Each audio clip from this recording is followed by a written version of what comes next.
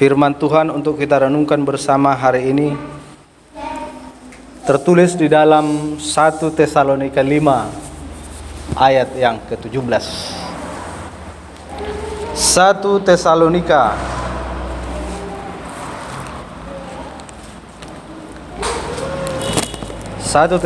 5 ayat yang ke-17 saja.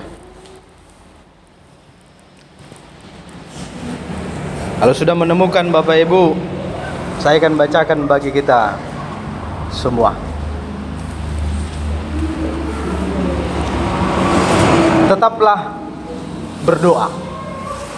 Tetaplah berdoa. Satu ayat singkat firman Tuhan untuk kita renungkan bersama hari ini. Tetaplah berdoa. Nah, saudara-saudaraku, tema firman Tuhan hari ini, doakan kerjamu dan kerjakan doamu. Doakan kerjamu dan kerjakan doamu. Saudara-saudaraku, bisakah saudara mengendarai sepeda atau sepeda motor sebelum saudara melatih keseimbangan? Bisa dijamin saudara-saudaraku, Anda akan terjatuh jika tidak tahu bagaimana agar bisa berada seimbang di atas sepeda atau sepeda motor tadi. Pasti kita terjatuh kalau kita tidak bisa menyeimbangkan. Bagi pemain sirkus atau orang yang memegang galah panjang dalam meniti seutas tali, jelas keseimbangan merupakan hal yang mutlak, harus mereka miliki. Nah, dalam bingkai yang lebih besar, saudara-saudaraku, sebuah keseimbangan dalam banyak hal sangat menentukan keberhasilan seseorang dalam hidupnya. Itu termasuk keseimbangan antara bekerja dan berdoa. Dalam bahasa Latin ada semboyan yang tidak asing lagi bagi kita, ora et labora, yang artinya adalah berdoa dan bekerja. Ora et labora, berdoa dan bekerja. Bayangkan saudara-saudaraku, jika Anda hanya berdoa saja tanpa melakukan apa-apa. Kita hanya berdoa terus-menerus tanpa melakukan apa-apa. Ada banyak orang Kristen yang menerjemahkan berkat-berkat yang turun dari Tuhan itu secara sepihak, di mana mereka sering mengharapkan berkat turun dicurahkan dari langit lewat serangkaian mujizat yang spektakuler setiap saat, dan tidak melakukan apapun untuk mendapatkan berkat itu selain berdoa siang dan malam. Hanya berdoa saja, siang dan malam berdoa tanpa melakukan apa-apa, dengan mengharapkan ada berkat spektakuler datang dari langit. Atau sebaliknya, saudara-saudaraku, hanya bekerja terus-menerus dari pagi sampai larut malam tanpa memperhatikan keadaan rohani kita. Nah, itu juga tentu tidak baik. Hanya fokus di dalam bekerja atau meniti karir tanpa menjaga sisi rohani yang akan mengarahkan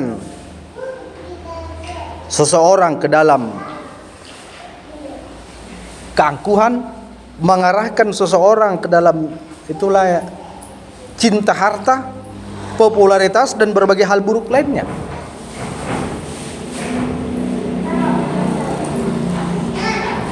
Nah, sebuah keseimbangan antara bekerja dan berdoa jelas merupakan hal yang sangat penting untuk kita perhatikan bersama.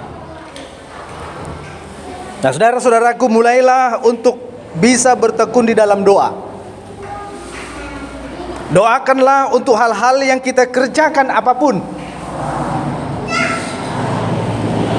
Bahkan untuk hal-hal yang tidak bisa kita jangkau, kita doakan, kita sampaikan. Namun saudara-saudaraku, doa juga butuh tindakan. Butuh tindakan. Maka setelah kita berdoa, menyampaikan kepada Sang Kuasa, menyampaikan kepada Tuhan apa yang akan kita kerjakan itu, maka kerjakanlah hal yang kita doakan itu.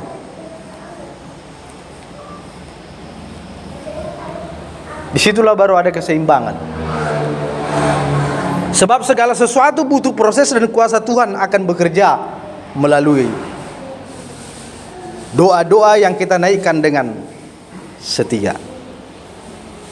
Jadi doa itu, saudara-saudaraku, bukanlah pintu darurat yang digunakan kalau sudah dalam keadaan darurat. Doa itu bukanlah pintu darurat yang berdoa ketika tidak ada jalan lain, bukan. Tetapi doa itu adalah napas rohani orang Kristen. Napas berarti tanpa doa tidak bisa hidup. Karena setiap hari kita harus bernapas supaya hidup. Maka setiap hari juga kita harus berdoa supaya hidup. Jadi doa itu adalah napas rohani orang Kristen. Nah, Paulus dalam suratnya kepada jemaat yang ada di Roma, bertekunlah dalam doa. Dikatakannya kepada jemaat di Roma dalam Roma 12 ayat 12. Bertekunlah dalam doa ini adalah sifat yang harus dimiliki oleh orang percaya. Yang hal ini juga diulangi Rasul Paulus dalam 1 Tesalonika 5 ayat 17 yang baru saja kita bacakan, kita dengarkan. Tetaplah berdoa. Bertekun dalam doa menjadi satu pribadi yang harus dimiliki oleh orang percaya. Jadi doa tidak seperti membaca mantra. Doa itu tidak seperti membaca mantra. Ketika formula mantra dibacakan, maka seketika itu juga terjadi apa yang diinginkan.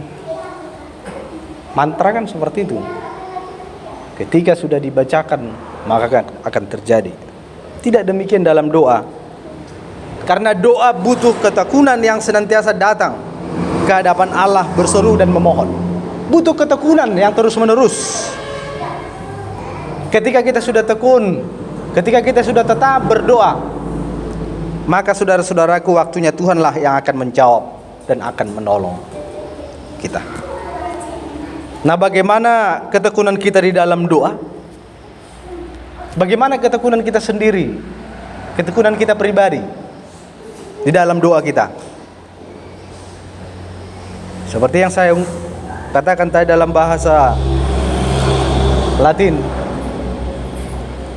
seperti yang diungkapkan Martin Luther, orait labora, berdoa dan bekerja, itu adalah ibarat seorang tukang yang hendak membangun rumah.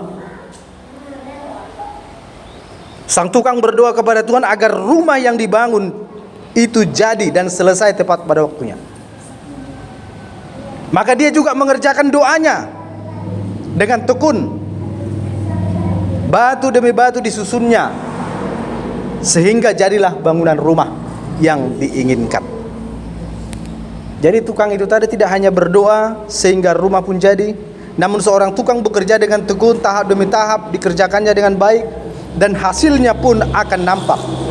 Dan jadilah rumah, jadilah bangunan sebagaimana yang didoakan.